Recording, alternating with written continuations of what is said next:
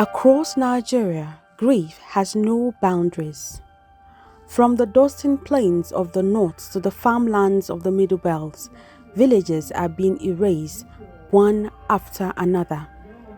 Some call it insecurity, others call it genocide, but everyone agrees the killings are real. The circle of violence is not new. In December 1980, the city of Kano erupted in bloodshed. A radical preacher, Muhammad Marwa Maitatini, led an uprising that left thousands dead. The chaos spread across northern cities, leaving scars that would shape the decades to come. It was a warning that Nigeria's mix of faith, poverty, and power could ignite again. In 2002, a new movement emerged in the northeast, Boko Haram. Its message: reject Western education and build an Islamic state. Its methods: bombs, kidnappings, and terror. Since then, tens of thousands have been killed and millions displaced. In 2014, the group kidnapped more than 250 schoolgirls in Chibok, a predominantly Christian community in Borno State.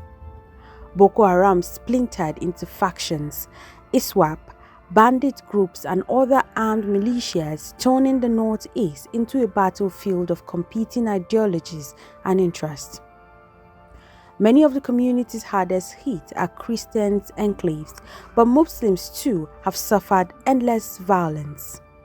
From there we saw Fulani men from across the forest, from Pabuduk area, coming towards the direction of our village, Kurabirom there. We reported to the security that were there in Kurabirom. It was only 5 mobile personnel that were there. So the security saw them coming. So they came and met at Saleh's house. They went to Saleh's house. I believe they had a meeting there. From there now, they proceeded to Kurabirom. This is one of the lady that was kidnapped in the bush, in the hospital, sorry. And they took her to the bush. They do what they can do with her. They release her. In the night, she escaped. My people, my family members, they died in this house, 11, and some died in the other stores, 8. Some died here. My whole family members that died yesterday, day before yesterday, on that very day, there were 20. That is my own family members. I'm not talking about any other thing. More than 200 people were killed. When I woke up this morning and I got the story of what happened, the first 7 calls I put across were all killed. The first 7 guys I called. You tried to call, we're all dead. Exactly. They were all dead. So I would follow up with the security agencies until they are able to give us tangible evidence of the perpetrators of this criminality. The Middle Belt, stretching across Plateau, Benue, Nasarawa, Southern Kaduna, and part of Kogi, is Nigeria's heartland. Rich soil, diverse people, and deep faith. Here, violence often takes another name: farmer-herder conflict. But for those living through it, it's more than that. Government officials describe it as a struggle over land, grazing routes, fueled by climate change and desertification, pushing herders southward. But in Christian farming communities, many see a darker motive: a slow, organized attempt to displace them. Entire villages have been attacked and occupied. Thousands killed, yet justice remains elusive. In the northwest, faith is not the only reason for bloodshed. In Zamfara, it's about gold. Illegal mining has birthed a war economy. Criminal groups armed with heavy weapons fight for control of the land. Villages in their path are destroyed. In Birnin-Gwari, Kaduna State, the conflict is driven by minerals and money. Criminal gangs, tax miners, control routes, and terrorize locals. What began as greed has grown into a network of bandits feeding on weak governance and corruption. In Katsina State, once considered peaceful, criminals and terrorists now hold sway in many rural areas. For years, leaders have tried dialogue and amnesty, hoping to trade peace for forgiveness, but the killings continued. For some, it's a battle against common bandits.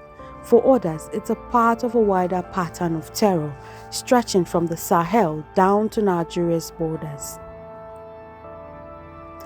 Back in Borno, northeast Nigeria remains a melting pot of violence. Boko Haram, ISWAP, bandits and criminal militias operate freely across vast territories. They attack military bases, markets and villages. Christian communities like Chibok and Goza have been hit hardest. Churches destroyed, homes burned and families scattered. But even Muslim communities have not been spared. Many killed for refusing to join the insurgents or for protecting their neighbors. Borno has become the face of Nigeria's insecurity, a land where fear and fate. Borno has become the face of Nigeria's insecurity, a land where fear rules and fate divides. In the aftermath of every attack, one question remains. What do we call this? Some say it's terrorism, others banditry or communal violence. But for many, especially in the Middle Belt, it's nothing less than genocide, a systemic attempt to erase entire communities because of their faith, ethnicity or identity. The truth may lie somewhere in between, a mix of religion, land, greed and politics woven into decades of injustice.